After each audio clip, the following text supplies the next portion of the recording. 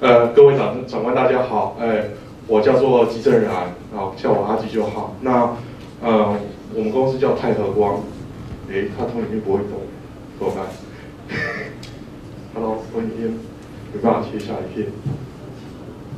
好，OK。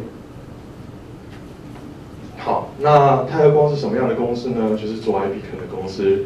如果你们要买 IP Ken， 而且是好的 IP Ken， 你们会找到我。好，有时候人的姻缘真的不知道怎么讲。我不是未来，我2008年那时候在台大做的事情就是想说，手机那么方便，我只要跟他讲说带我回家，然后什么事情都听他就好了。可是盲人。我在路上看到的盲人，生活却不是那样的。我在基隆路上看到的盲人，他们走来走去，在基隆上走了好几十趟，只为了熟悉基隆路的每个地形，能够独自走。然后我回去研究，才发觉，他们手上那一根盲人杖是1921年发明的。然后直到那时候是2010年的投影片，过了5年，现在是2015年，他们手上还是只有一根拐杖。所以我就想说，那有导盲犬啊，然后我才后来去真的跟他们访谈，才发觉，不要闹了，导盲犬一只要100万，然后只能用5年。好，所以其实台湾大概只有大概50几只导盲犬，台湾有6万个盲人。然后我就开始想说，我能不能？然后我在研究的过程中，当然我得了论文，我得了奖，但是我发觉说。不对，你的技术再厉害，你的你再有热忱，如果没有一个共生的机制，这件事情是不会成功的。那后来呢，我刚好开了公司，然后在做室内定位，然后 Apple 创造一个东西叫做 IP Ken。刚刚李老师介绍，各位应该很清楚 IP Ken 是拿来干什么的？推广告的，推广告干嘛？赚钱的。所以我就想架构一个体系，是说，既然 IP Ken 就是一定要放在各个地方嘛，对不对？那能不能让业者，好，比如说是电信公司，你去放 Beacon 你就赚到钱了啊。赚到钱以后呢，你去帮盲人，因为 Beacon 本来就可以帮盲人。那帮完盲人以后呢，今天你还有多的钱搞不好市政府跟你就比较好谈，因为你在帮他做政绩。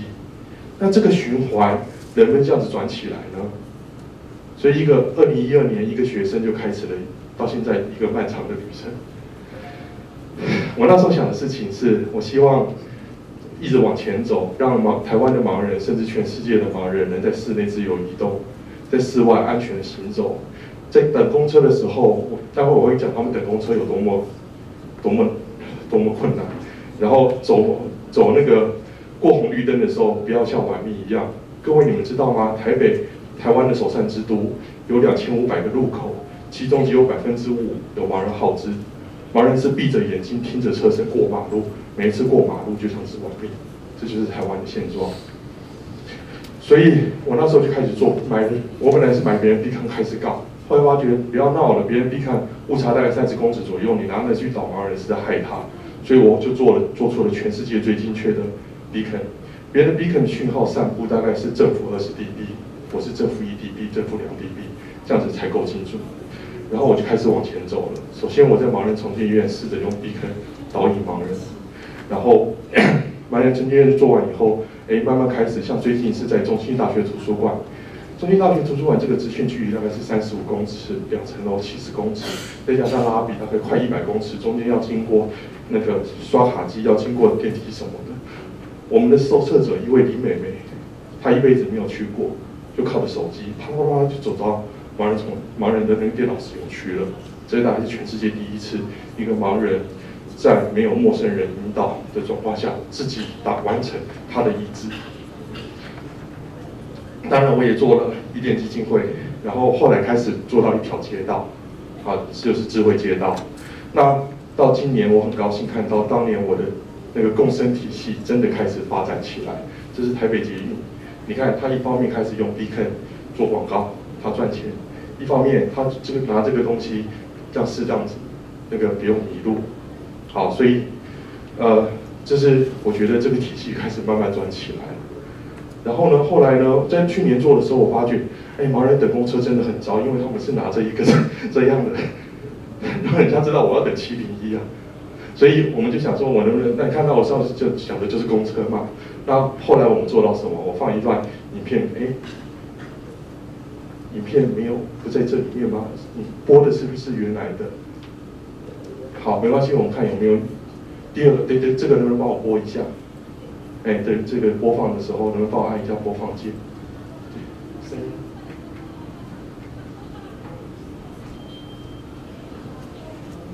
好，没关系，就是说像这个，这是实际上我们在台中的那个启明学校。好，我们开始帮他串。不知道这个问题，所以早期的话，我是也不知道说，我就会手举起来啊，或者举着，但是举着，那唔使讲有这些来，所以也就不稳。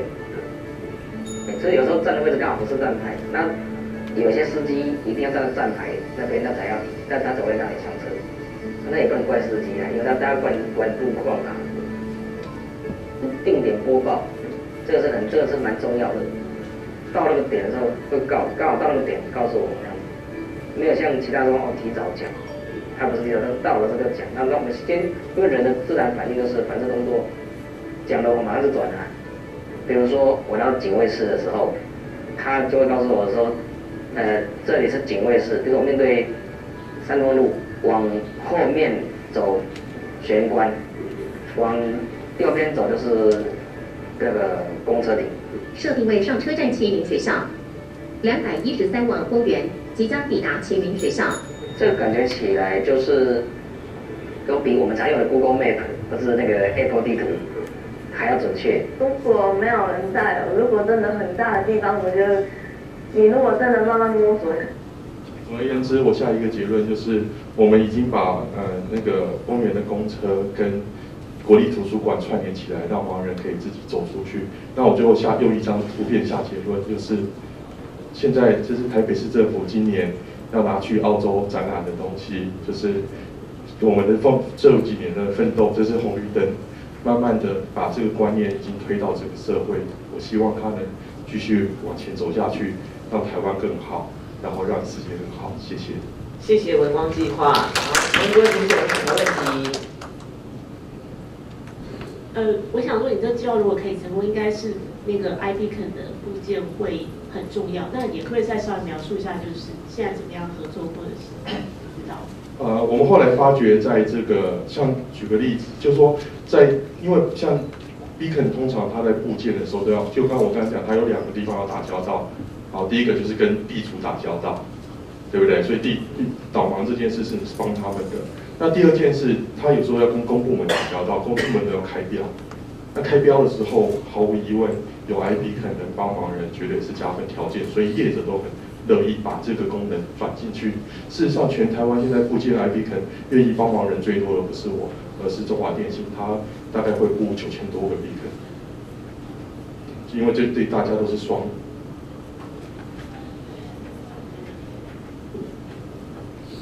你部件那个 iBeacon 之后，它其实应用的可能性其实很高，就是因为它其实就是一个通讯的一个过程嘛，所以当然服务盲人是一个很好的公共性的一个需求，但是在 Smart City 的整体发展上面，其实它后面还可以再做很多其他的使用者应用，所以你们公司现在推出这个服务是目前的思考是只有否盲人，还是后面还会针对其他的城市使用者会有其他的规划？